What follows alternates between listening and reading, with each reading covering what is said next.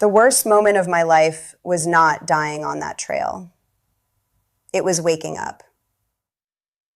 I need you to sit with that for a second, because I know what you expect me to say. I know what people expect when someone tells them they died and came back. They expect relief. They expect gratitude. They expect the story of someone who grabbed life with both hands after staring into the void and found a reason to be grateful for every sunrise. That is not my story. My story is about a map. And the reason waking up was the worst moment is that I had just been shown what is coming for this country. Shown it in the kind of detail I spent 24 years of my professional life learning to read. And then I was sent back to live inside the timeline, knowing what the end of it looks like. My name is Margaret Calloway. Most people who know me professionally call me Mara. I am a geologist. I spent the better part of 3 decades doing seismic risk assessment, which means I spent my career telling engineers, municipal planners, and federal infrastructure agencies which ground was safe to build on and which was not. I know the fault systems of the Western United States the way a cardiologist knows the circulatory system. I know where the stress is accumulating. I know which zones are overdue. I have filed reports about it. I have sat in rooms and explained it to people who nodded and thanked me and filed the reports in drawers. I know what is underneath this country. On a September morning in 2021, I was doing field work alone in the Gallatin Range in Montana. I had been working a survey at roughly 9,400 feet elevation. It was a Tuesday. The sky was the specific shade of blue that only exists at altitude in late September. That color that has no name because you can only see it if you go up high enough. And I remember noticing it. I remember thinking, not for the first time that season, that this was the part of the job that had kept me doing it for 24 years. The air at that elevation, the silence, the weight of the rock under your boots. I had a GPS unit running. I had a thermos of coffee that was already cold.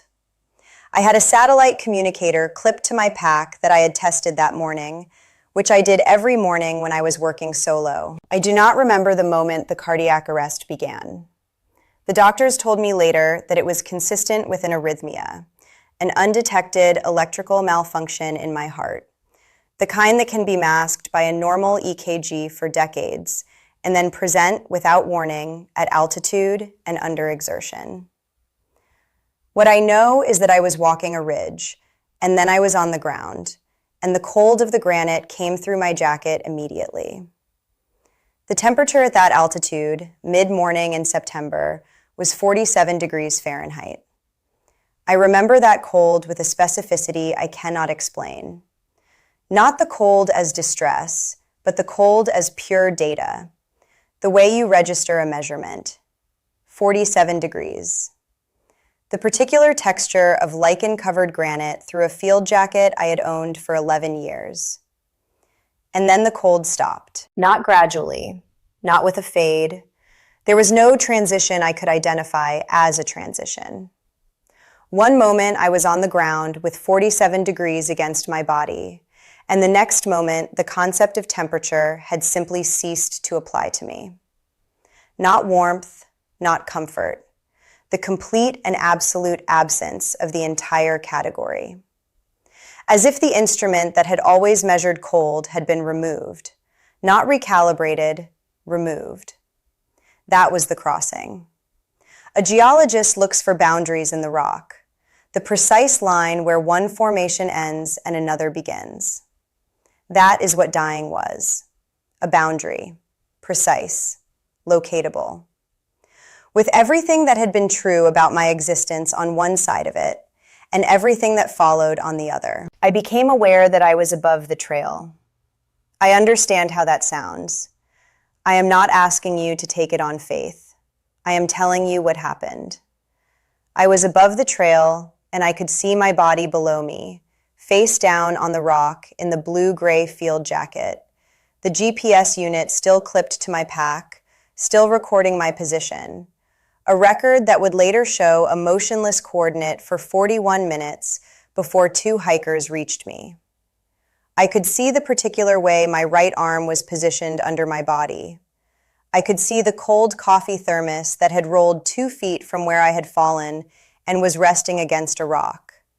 I could see the color of the jacket of the first hiker who would eventually find me, a deep rust orange, a color I later described to the paramedic before I had any opportunity to see a photograph or speak with anyone who had been there. I did not feel alarm at what I was seeing. I want to be honest about that because I know it sounds strange and I have spent 4 years not knowing whether to share it or not. There was no panic. There was no grief for the person on the rock below me. There was a quality of observation that I can only describe as professional. The detached, precise attention that I have given to rock formations for 2.5 decades. I was watching. I was registering. I was present and recording. And then something else began. I want to tell you what I saw on the other side. I need to take some time to do that properly because this is not a story that benefits from being told quickly. What I was shown was specific. It was given to me in specific terms because of my specific training. And I believe the specificity is why it was given to me, which means the specificity is what I owe you. I am not going to summarize it. I am going to take you there with me. The first thing I became aware of, before any visual, was a quality of the space I was in. I am a person who thinks in terms of material properties, density, permeability, conductivity. The space I was in had a property I had no name for and have no adequate name for now. The closest I can come is this. It was permeated. The way water permeates certain kinds of sandstone over millennia, finding every crack, filling every void. The space was permeated with something that I eventually understood was love. And I need to stop at that word because I know what it sounds like, and I know how it sounds coming from a geologist who spent 24 years in federal risk assessment.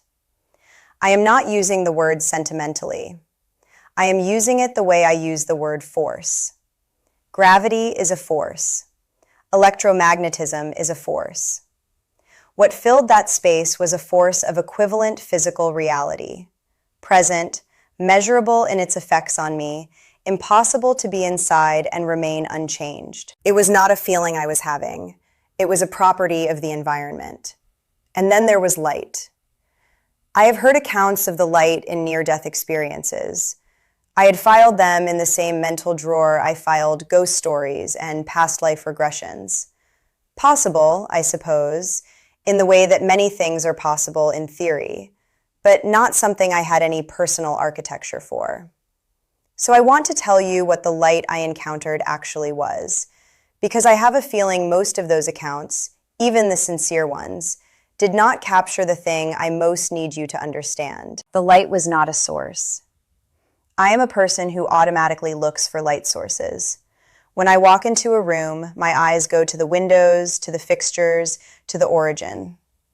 On the other side, I looked for the origin. There was none. The light did not come from a direction. It was not coming from anywhere in the way that light, in every physical context I have ever worked in, comes from somewhere. The light was the space. It was the same thing as the love that permeated the space. They were not two things, the love and the light. They were one thing, the way heat and temperature are not two things. The love was light, the light was love. And they were not metaphors for each other. They were the same physical fact described from two different angles of perception. I stood in that for what I cannot calculate as time. Time, on the other side, is not a linear track. It is more like depth. You are not moving through it. You are in more or less of it simultaneously. I had more time in that space than 22 minutes of clinical cardiac arrest should have contained. I want you to understand that. What I was shown required more than 22 minutes to show me. I experienced considerably more than 22 minutes. That is not something I can explain within the framework of any geology I know, but it is what happened. And then I was shown the map. I want to be very careful about how I say this next part. Not because I am uncertain about what I saw. I am not uncertain. I am more certain about what I was shown than I am about almost anything I have learned in 24 years of professional fieldwork. I want to be careful because the specificity of what I saw is the most important part of why I am here telling you this, and I do not want to lose you in imprecision. What I was shown was the continental United States, not a paper map, not a satellite image. The closest professional analogy I have is a terrain model, the kind of three-dimensional topographic representation I have worked with throughout my career, the kind that lets you look at the shape of the land in relationship to its underlying structure. Except the terrain model I was shown was not the present landscape. It was a future one. I watched the land change. The Pacific coastline from Northern California through Oregon and Washington, I watched it change. The coastal lowlands, the zones west of the Coast Range, the river deltas, the low elevation communities that millions of people have built their lives in because the ocean is beautiful and the land is cheap relative to the interior. I watched those areas become, in the future map I was shown, largely inaccessible or submerged. I am a seismic geologist. I know what a full Cascadia subduction zone rupture looks like in the models. I have looked at those models. What I was shown was consistent with those models in geography, but exceeded them in magnitude. The question I had always asked about the Cascadia zone, not if, but when, was answered in the map I was shown, and the answer was not comforting. The Central Valley of California showed a different kind of change. The public conversation about California's seismic risk centers almost entirely on the San Andreas system. The San Andreas is real. The San Andreas is dangerous.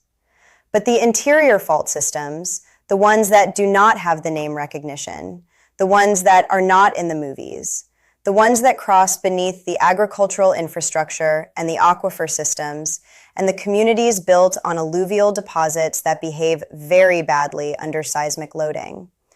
Those showed significant activity in what I was shown. The Central Valley in the future map I was carrying when I came back did not look the way it looks today. But the region that made me think of my daughter, the region that made me pick up the phone 3 weeks after I came home from the hospital and tell her, as calmly as I could manage, that I needed her to seriously consider relocating, was not on the West Coast. It was the New Madrid seismic zone. I need you to hear me on this, because I know that most of you watching this are thinking about California or the Pacific Northwest when you think about earthquake risk in America. And those risks are real. But the New Madrid seismic zone runs beneath the central United States in a way that most Americans have no awareness of. And what I was shown about that region is the thing I have found hardest to carry. The Mississippi River system changed shape on the map I was shown. I watched that happen. I am not describing this with drama. I am describing it as a professional observation of a terrain model. The river changed its course in ways that reflected the kind of ground displacement associated with magnitude 8 and above events along the New Madrid system. The last time that zone produced that kind of event was in 1811 and 1812. The records of those events describe the Mississippi River running backwards. Whole sections of forest dropping several feet in elevation overnight. Church bells ringing in Boston from the resonance. The scientific community knows this. The public does not. What I was shown told me the scientific community is right about the risk and wrong about the timeline. Arkansas, Missouri, Tennessee, the western portions of Kentucky and Indiana, those regions on the future map I was shown were significantly altered. My daughter lives in Knoxville. Knoxville is not directly above the New Madrid zone, but the secondary and tertiary effects of a major New Madrid event extend well beyond the zone itself. The infrastructure, the bridges across the Mississippi and its tributaries, the pipelines, the supply chains, the emergency response networks, is not built to withstand that kind of disruption across that wide a geography. I have told her this.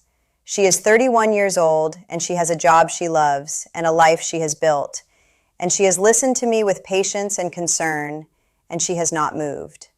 I think about that every day. What I understood as I was shown the map was that I was not receiving a prediction to be filed in a drawer. I was receiving a translation assignment. I was being shown a map by something that knew I could read it, that knew I had the professional vocabulary to understand what I was looking at. Not just in the way a person looks at a picture, but in the way a geologist reads ground. The regions that changed on that map, I understood the mechanism. I understood the fault geometry. I understood the secondary effects. I was not being shown imagery. I was being given a technical briefing by something that loved the people in those regions with a force equivalent to gravity, and wanted someone who could translate the briefing to bring it back. That is the thing I have lived with for 4 years that I cannot set down. The warning and the love were the same thing. They were not in tension with each other. The presence that showed me a map of a devastated country was not showing it to me with threat, with punishment, with any register of condemnation. It was showing it to me the way you would show a map to someone you loved who was standing in the wrong place. Matter of fact, urgent, rooted in the desire for that person to be alive for what comes after.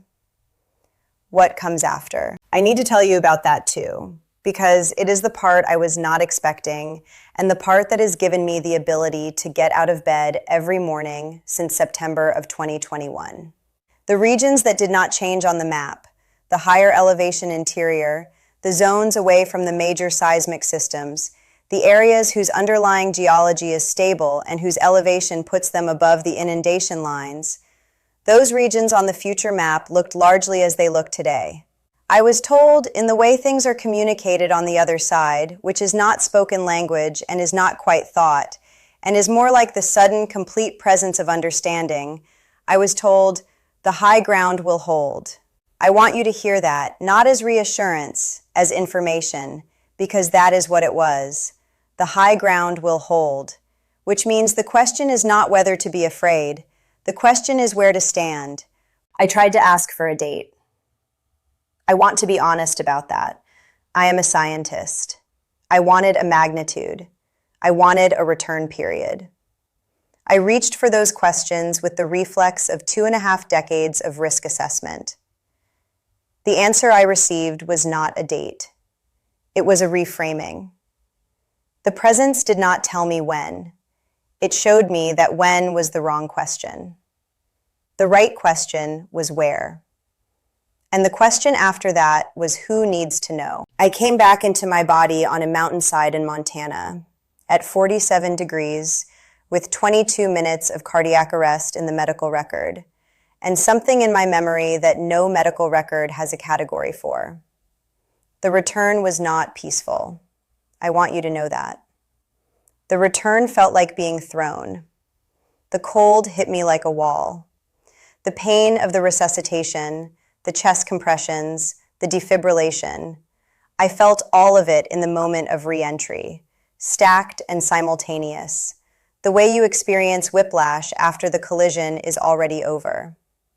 And underneath the physical shock of it was something worse.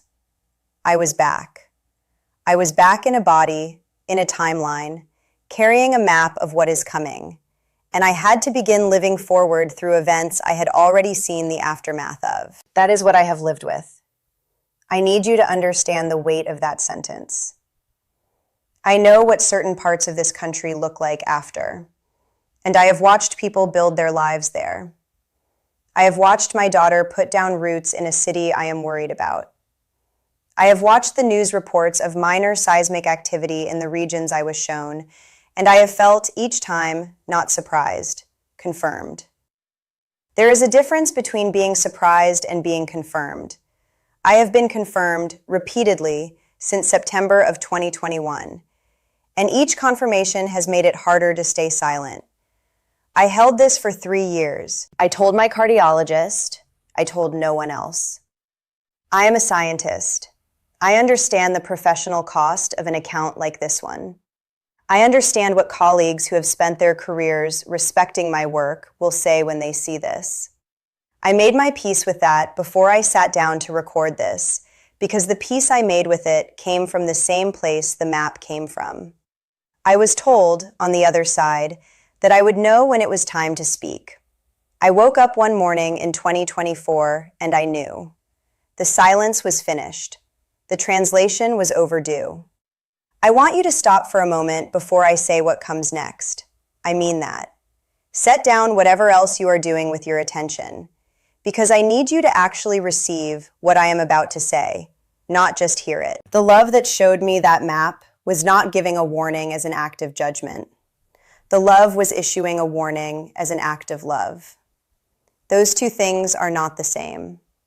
A judgment says you deserve what is coming. A warning says, I do not want you to be there when it arrives. The presence that showed me the altered coastlines and the changed river systems and the regions of the interior that will hold, that presence loved the people in those regions with a completeness I had no prior reference point for. It wanted them to live. It was showing me the map because it wanted to reach them through someone who could translate it. And it sent me back, a geologist, a widow, a woman who had spent 24 years reading the Earth's stress, because I was the right translator for this particular message. That is the phrase I carry, the right translator. I was not chosen for this because I am exceptional. I was chosen because I had the specific tools for a specific job. Which means you are watching this not because you stumbled across it, but because this is the translation you needed to receive. I believe that. It is the only reason I am here. Now I want to talk to you practically. Because the other side did not show me a map so that we could talk about it theoretically. It showed me a map so that people in specific places could make specific decisions. And the specific decision I am asking you to make is the one the presence asked me to translate. This week. Not next month, not when things feel more urgent. This week, I want you to do one thing. Pull up a topographic map of where you live. You can find one for free through the USGS website or through any number of mapping tools. Look at your elevation. Look at your proximity to the coast, to major river systems, to the Mississippi watershed. Look at which fault systems are within 100 miles of you. I am not asking you to become a geologist. I am asking you to ask the question I spent 24 years asking professionally. Is this ground stable? And what happens to the systems that sustain my life here if the ground is not? If you live in the Pacific coastal lowlands, from Northern California through Oregon and Washington, below the Coast Range, in the delta systems and the low elevation zones, I am asking you to seriously consider whether that is where you intend to stay. I am not telling you to sell your house tomorrow. I am telling you to ask the question with the same seriousness you would bring to a medical diagnosis. If a doctor showed you a map of your cardiovascular system and said, this region is under stress, you would not put the report in a drawer. You would ask, what do I do next? If you live in the New Madrid influence area, if your life is built in the central Mississippi watershed, in the Arkansas and Missouri and western Tennessee lowlands, in the communities that depend on the river infrastructure of that region, I am asking you to understand something that most people in those areas have never been told clearly. The seismic history of your region includes events that reshaped the landscape of the continent. That history is not finished. The ground you are standing on has done this before. It will do it again. I know what it costs to hear that. I know what it means to have built a life somewhere. I know what it means to have children rooted in a place, to have aging parents who cannot move, to have a job that ties you to a geography.